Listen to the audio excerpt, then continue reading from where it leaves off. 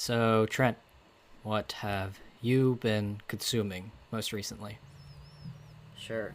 Way to change up the phrasing, keep it fresh. That's what I do. There's this street taco man who sells me tacos for $1.25.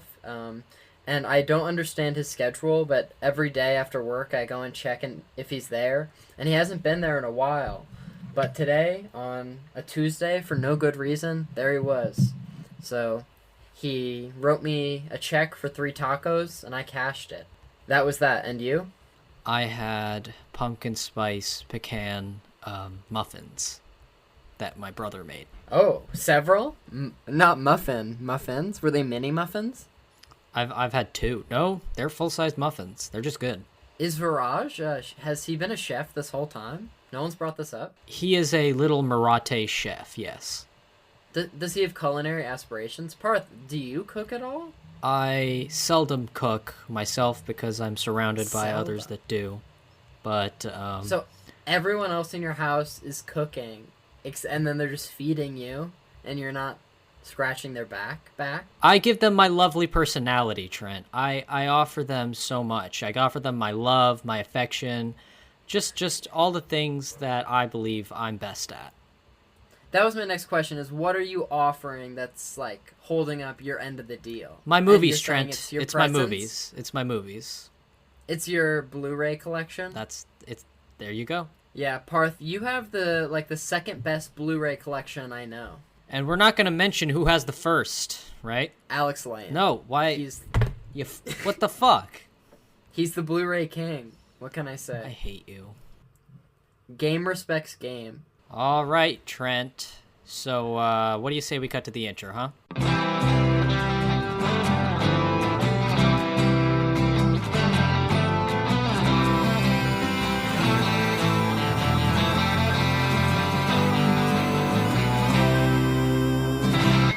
Welcome back to Craft Services, Our where show. we talk about the movies. Uh-huh. This week we have Adrian Alanis, who is a digital compositor for our chosen film of the week, of the next 2 weeks, I suppose. Mank, the David Fincher film on Netflix, came out last year. It's on Trent's top 10, 5. What did we do? We did 5. Numero uno on Trent's list. It was his favorite film of 2020. Yep. I have still yet to see it, but I will be talking about it next week. So, Parth recently told me some news about the Muppets, and it clears up some speculation from last week's episode. Parth, take it away. It's about the availability of Muppets from Space and The Muppets Take Manhattan on Disney+. Parth came to me today with breaking news as to why. Some alarming information. Yes, Trent, thank you for bringing it back to me. What I found out today is that Muppets Take Manhattan and Muppets in Space, Muppets or whatever. from Space. Oh, sorry. Whatever your children's cartoon thing is named. They are basically, what happened is they are both owned by Sony, and as such, are not on Disney Plus. So unless Sony is willing to sell and Disney is willing to pony up the cash, I don't see it landing on Disney Plus anytime soon. Parth also informed me that all 5 seasons of The Muppet Show will be coming to Disney Plus in February, which is very exciting. I also learned today that, I read an article, that Bob Iger, the current CEO of Disney, am I right? He, who was the CEO before? Michael Eisner, right? Yes. So Michael Eisner, in 2004, and he left in 2005. In 2004, he bought the Muppets, and apparently Bob Iger really resents him for it, and so now he feels like he has to deal with them, and so I feel like that can be an explanation for the kind of lack of Disney exercising their Muppets privileges, and that's just disappointing because they're not going to sell it. It's just going to be in their possession till the end of time. Exact. Trent, do you want to see me do some major work segueing right now? Let's hear it. All right. Yeah, I agree. That's really weird that Bob Iger doesn't want anything to do with them. Hopefully, though, Bob Chapek, the new CEO, will be able to work with the Muppets more, perhaps put some more Muppets content on Disney Plus, Disney's streaming service. Speaking of streaming services, you know a great new film that entered the king of streaming services, Netflix? Who? It's called Mank, Trent. Sure. It's called Mank. David Fincher's film. We talked with a person that worked on that film, right? Adrian Alanis, the digital compositor. Exactly. So what we're going to do, Trent, is we're going to cut to that. Is that okay with you? Hello, everybody, and welcome to our interview with Adrian Alanis. He's a digital compositor mastermind that has worked on such projects as Godzilla, King of the Monsters, We Can Be Heroes, and our film for today, David Fincher's Mank. We like to start it off by asking you what got you interested in the film industry. Originally, I studied computer animation, so I wanted to get into animation, but suddenly VFX seemed very interesting, and I just took a few classes about that, and I just stuck to it. So, where'd you take these classes? Did you go to college for digital animation, or? Oh yeah, I did. I went to Full Sail University in Florida. I just wanted to be in animation, and suddenly they said there were more jobs in compositing. Like they taught us all the VFX pipeline, like modeling, effects, stuff like that, and compositing just made sense. And if you could just explain, because on the show we like to explain all the huge amount of jobs that there are in the film industry, if you could just explain what exactly the role of a digital compositor is, what you do, and whatnot. The example I like to use is like it's like Photoshop, but for video. Like you take a bunch of layers and put them in and integrate them. Mm-hmm.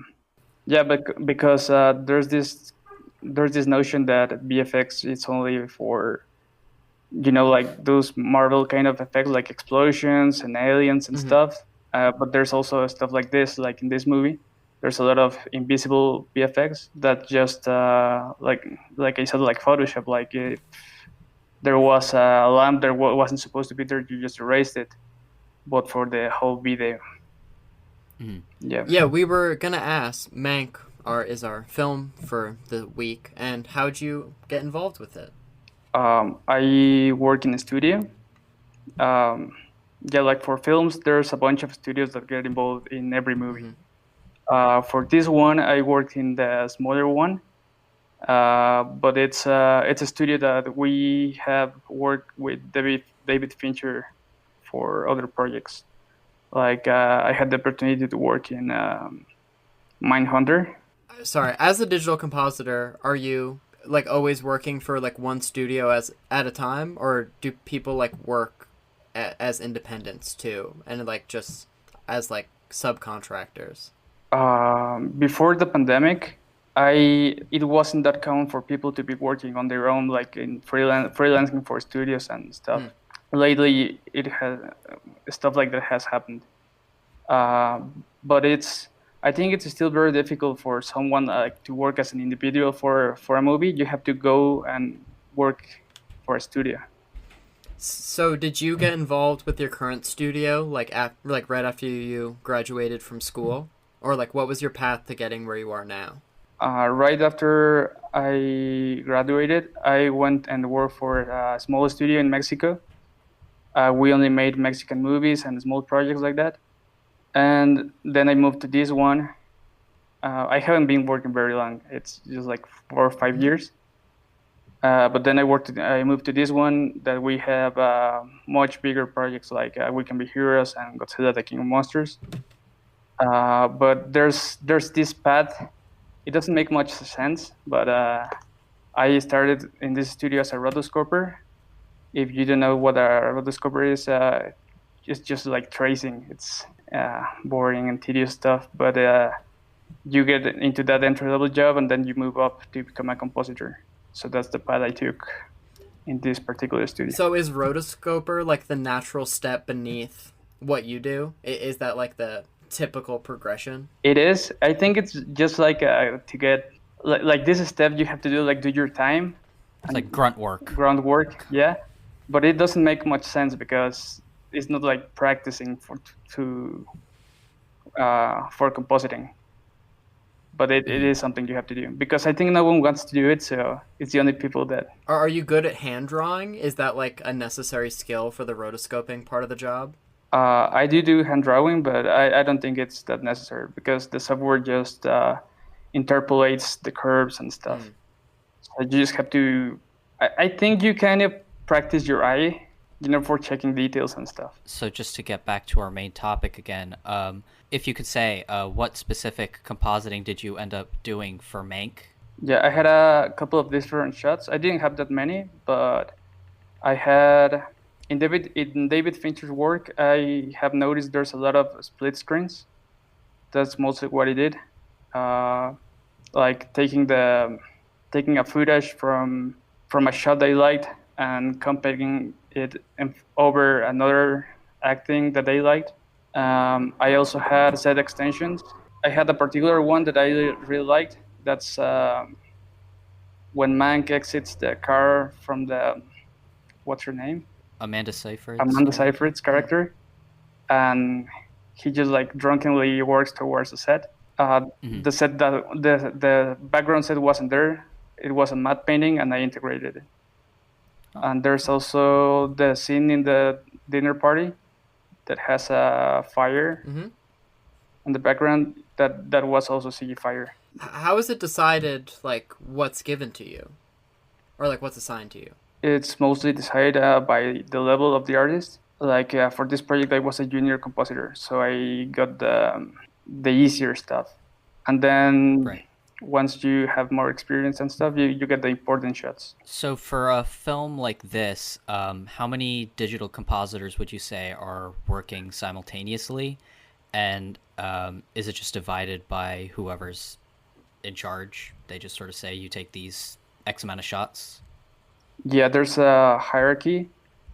You have the lead compositor, and then I think for this one, it was like about 25 people compositing, plus the FX people that did the work, matte painters, and this is just for my studio. I think there were like 3 or 4 more. Is there any collaboration, or is everyone working entirely independently? There's some sort of collaboration, meaning sometimes studios would get similar shots and the director will like the look of one. And so they would send that particular shots to other studios so they can match the look. Are you given access to like the whole movie as soon as it's available, or are you only given what you need to work on?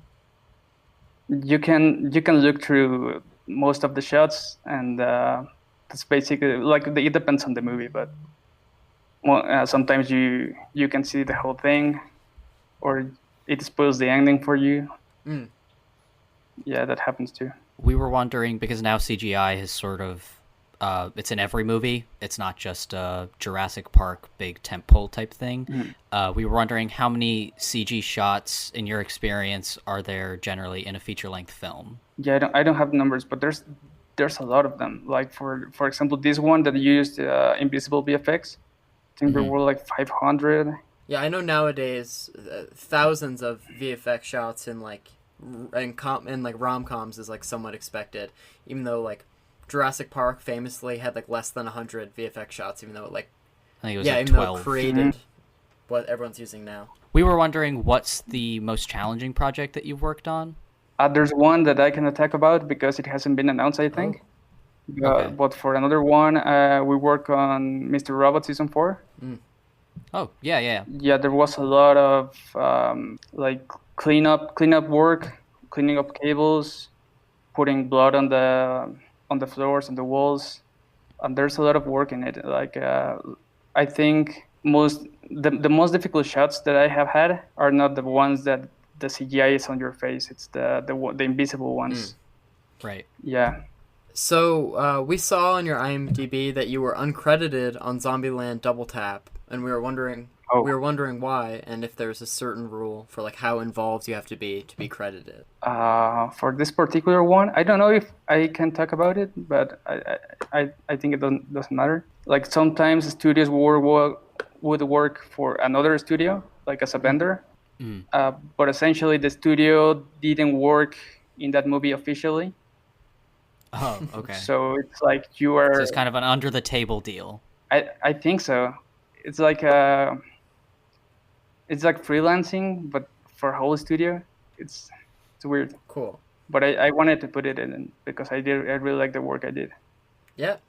So, you've worked in, as you mentioned, Mr. Robot, you've worked in film and TV, and we were wondering whether it's the same kind of work. And we've talked with a few people that have said that it's essentially the same but faster, and we were wondering if that held true in your area. Yeah, like for example, Mr. Robot, there were shots that, like for example, we were working on episode 5 that week, and the episode would air on Saturday. Oh my So God. it had to be super quick. It also depends on the show. Like for Mindhunter, it also had to be super quick, but the level of detail that was required in that show was higher. But it depends on the client, I think. Was that like given more time too, because that was like a Fincher project on Netflix? Mindhunter, I mean. Yeah, probably, yes. Okay. So this is more of a process question, but how exactly are you told what to do? Are they just like, oh, like make an artificial fire in the background, or is there more like specific directions? And also, we were wondering if there's like second drafts, as in, do you ever like submit something and then they're like, oh, change this, and this?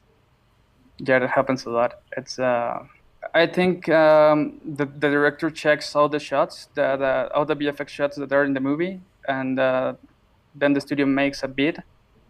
Then they submit look development scene, and then we work from that. But sometimes it happens that you already submitted something and they approved it, and then the director liked another thing, and it's all over. You have to work on it all over again. I'm sure this varies from project to project, but how long is a given assignment? Like, what is the time frame for a job generally on a movie or TV show? Like, how long does that take? Probably from 3 to 6 months. Whoa. Okay. Yeah. That's much longer than I thought it would be. It varies from project to project, but sometimes, usually, it ends up going longer. Your process, do you have to like think about it like one frame at a time? Do you have to like go through frame by frame and like see how the effect changes? Yeah, most of the time, like you are working on a frame by frame basis, and you just hope it works when you play. Got it. The first play. Right. Yeah. To bring up, we talked about Zombieland. To bring up another movie that you worked on. You worked on Godzilla, King of the Monsters, which is kind of polar opposite of I'm sure what your work must have been in Mank, because Much more subtle. All invisible effects. So we were wondering, what was that process like? What work did you do there, if you can tell us? For that one, I wasn't rotoscoping, so Right. I was just tracing. But again, the studio I work in, it's a smaller one, so we got the shots from like the space. It was their aircraft thing. So it was the clouds from the background, a lot of blue screen, Right. stuff like that. So we didn't actually work in Godzilla itself or the monsters.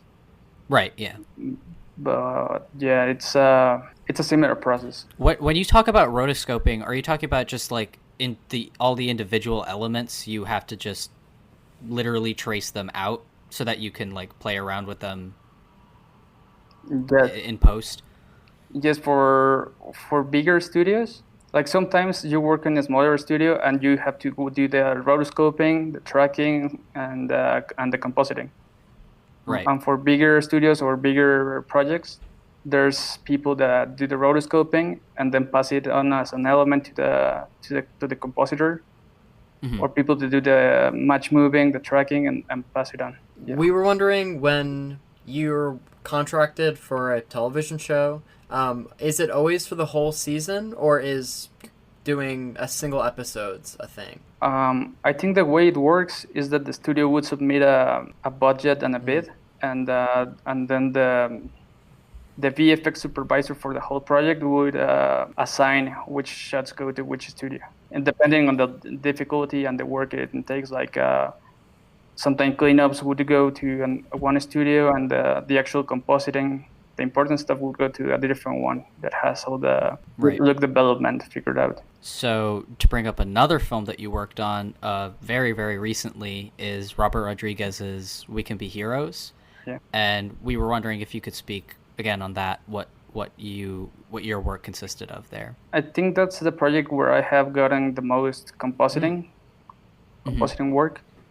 There were a lot of set extensions. I haven't watched it yet, but there were a lot of set extensions. Like, for example, you would get these hallways with lights and stuff, and most of it was blue screen. So it was just replicating it or adding a CG hallway. And what applications do you end up using?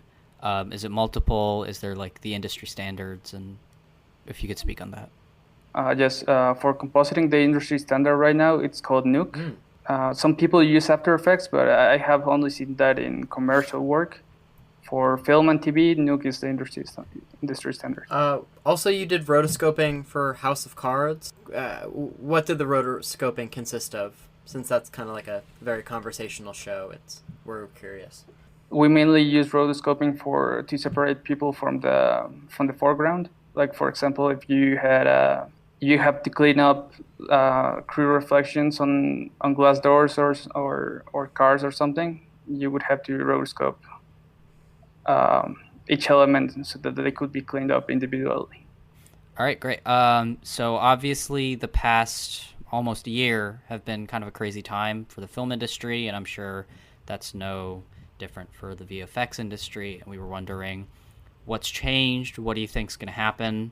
What do you think are going to be the long-standing effects of this on VFX, if any? I think just how has that it affected mostly you personally? has been a bad year because a lot of shows got canceled and in mid-production, and that obviously affects the post-production side as well, because sometimes you have it for later in the year and it just gets canceled. But it also, I think it has opened up a lot of possibilities, because before there's a lot of NDA stuff, so you had to be in the studio and go to work, and you couldn't take the shots home. It all had to be handled in the studio, and now home with you. A lot of studios had been opening up work from home. Do you think that that's helped with your productivity, or do you like the process of just going to work and doing your stuff there? It has helped in the sense that I wake up and I go to work in my living room, and I just can take a little break if I want to, or eat in front of the computer and stuff like that. But it also has been affecting me in the sense that sometimes when you were in the studio and you were asked to do overtime, you could refuse, right? Right. Yeah. And now I feel that like it just gets extended.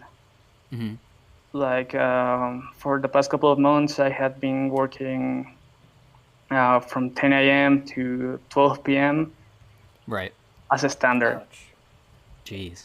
So yeah, but it also opens a lot of opportunities. Like for example, I'm from Mexico, and if you want to go to a bigger studio, they are usually in Canada. So you had to apply for a visa and get the job there and stuff.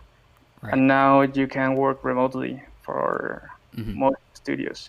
I think that's going to happen. I hope it does, because it brings accessibility for the studios and for the artists.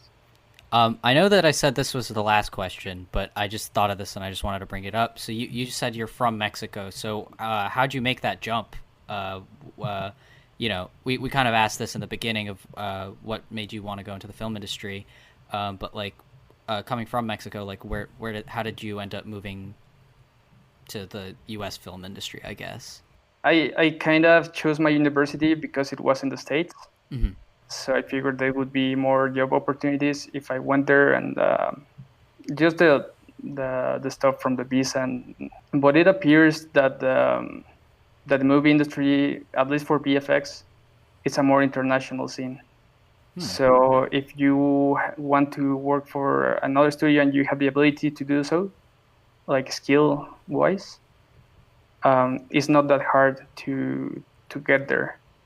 But just from the paperwork side of things, it's always hard.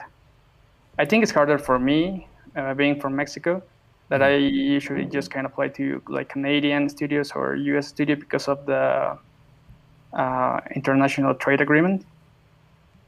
And if you want to go to another country, it gets harder. Right. But yeah, I think it's an international scene.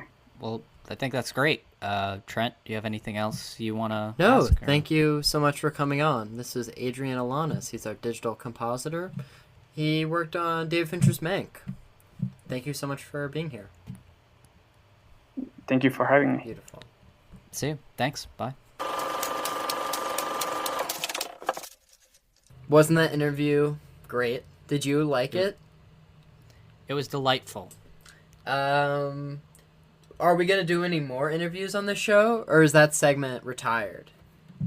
No, Trent. Don't you be a silly little suckler. We have... I made a mistake in my last episode. Tell us about your mistakes. Our last episode, I guess. Where I incorrectly said that Ella Dane Smith was going to be our next interviewee. We had some scheduling problems, and we're going to be giving you that in 2 weeks. Next week, we're going to be discussing our thoughts on Mank. And after that, we'll be talking with her about her work as a production manager on Lockdown, Doug Liman's new movie on HBO Max. Parth, have you watched Lockdown yet? I did.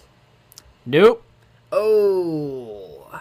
It's on HBO Max, which I was... Whose HBO Max account did you use, bitch? Parth's. I was just going to say thank you for your HBO Max account information. I like logging in and then picking Parth and then seeing the rest of your family members' accounts and seeing Viraj's account with a little lock on it because there's probably a content blocker. There is. He's a registered child on there. So Parth, my debit card still hasn't come in the mail. We can continue the bit.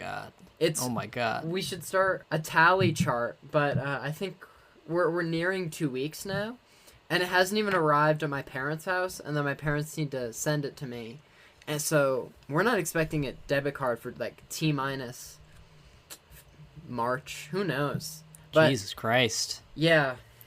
How embarrassing. All hope is lost. Parth, you have family dinner. Let's wrap it up. All right. Well, thank you, listeners, for tuning in to another episode. We hope you enjoyed it. We hope you stick around for next week's episode where we discuss our review, our thoughts, our feelings, our innermost desires on surrounding Mank, David Fincher's new film. Parth, call me crazy, but I think while we're in the midst of a David Fincher discussion, I'm gonna go out on a limb and say we rank his filmography. Am I wrong? Ooh! Because yeah, let's do that. I just watched Panic Room for the first time, and it wasn't that good. So, little teaser that's going to be appearing near the bottom. I have to watch Panic Room in the game. Alien 3 is now the only movie I haven't seen of his, but it doesn't count.